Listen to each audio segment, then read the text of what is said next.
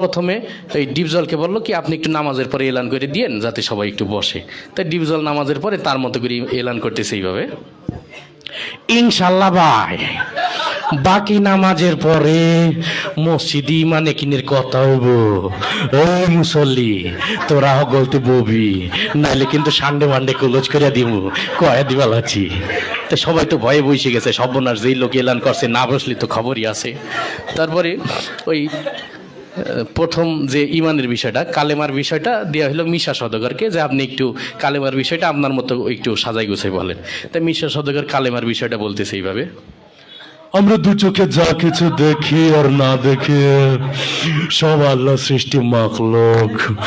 মাখলুক কিছু করতে পারে না আল্লাহর হুকুম ছাড়া, আর আল্লাহ সব কিছু করতে পারে মাখলুক ছাড়া।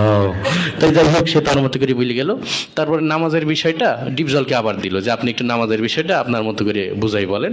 তাই ডিপজল নামাজের বয়ানটা করতেছে এইভাবে, এই আল্লাহ রসুল যেমতে যেমতে নামাজ পড়ছে আর সাহাবিগো হিকাইছে অমতেই নামাজ পড়তে হইব, বোঝো নাই মাসলাডা দুধু খা ওই নৌসাব নামাজ হিকাই দিবি। যাই হোক সে তার মতো করে বললো। তারপরে জিকিরের বিষয়টা দিয়ে হলো কাবিলাকে, যে আপনি একটু আপনার মতো করে কি জিকিরের বিষয়টা একটু বুঝাই বলেন।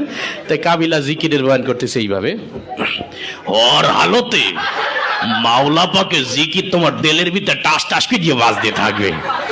জিকির হইলে যদি তুমি কবরের ভিতরে হান্দাইতে পারো তাইলে তো বাইসি গেলা, আর জিকির না হইলে কবরে হান্দাইলে ফেরেশতারা তোমার 14 শিখের ভিতরে হান্দাই দেবে। যাই হোক সে তার মতো করে বলে গেল। তারপরে একরামুল মুসলিমিন, মুসলমান পরস্পর হৃদ্যতা ভালোবাসা, এটা দিয়ে হইলো নায়ক ওমর সানিকে।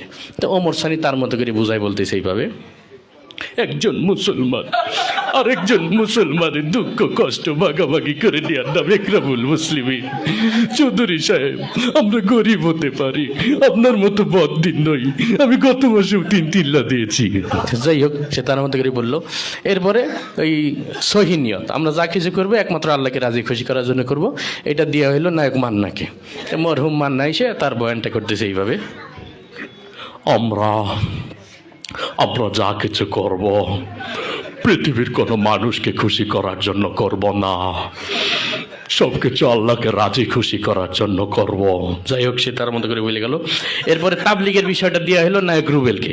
তাই নায়ক রুবেল তার মতো করে বলতেছে এইভাবে, আল্লাহর দিয়া জান, আল্লাহর দিয়া মাল, আল্লাহর দিয়া সময় নিয়ে আল্লাহর রাস্তায় বের হয়ে আল্লাহর দিয়া জান মাল সময় সঠিক মূল্যায়ন করতে হবে। আর জেনে রাখি শয়তান, তুই যদি আল্লাহর দিয়া জান, আল্লাহর দিয়া মাল, আল্লাহর দিয়া সময় সঠিক মূল্যায়ন না করিস তুই বেঈমান হয়ে মারা যাবি, বেঈমান হয়ে মারা যাবি। এই ছিল আর কি বিষয়।